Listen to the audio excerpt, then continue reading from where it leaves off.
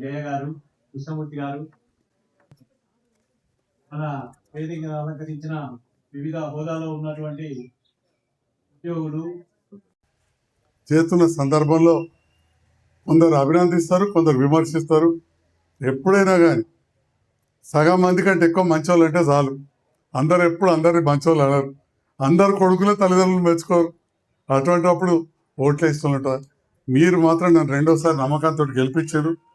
నిరంతరం అన్న చెప్పిన దాంట్లో కొన్ని బాగా పొగిడిండు, కానీ ఒక్కటి మాత్రం వాస్తవం, నాకు వేరే పని లేదు. నేను నా ఇంటున్న నాయకులతో కూడా నేనేమో ఎక్కడికెళ్ళి భూమి జాగాలు ఉన్నాయ్ బిడ్డ లగ ఈ పర్వతం మీరు రుణం వేసుకోవాలని నాకు అర్థమవుతలేదు అని చెప్పి 2-3 రోజులకెళ్ళి మాట్లాడుతూ, అంతకుముందు మాట్లాడలేదు. కానీ అంత గొప్పగా నా ఇంటుంటున్నారు ఈ కుటుంబ సభ్యులాగా, ఇంత గొప్పగా ఉంటుంది. నా వంతుగా తప్పకుండా నా మనసులో ఉన్నది. మీ అందరూ కూడా నన్ను రెండవసారి గెలిపించారు. నా వంతుగా నిరంతరం మీకు సేవలు ఉంటా. ఎంత చేసినా తక్కువనే ఉంటుంది, ఎంత చేసినా తక్కువనే ఉంటుంది.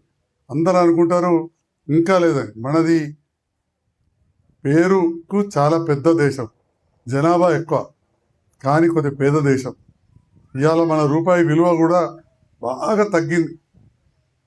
చాలా వస్తువులు బయటకెళ్ళి రావాలి.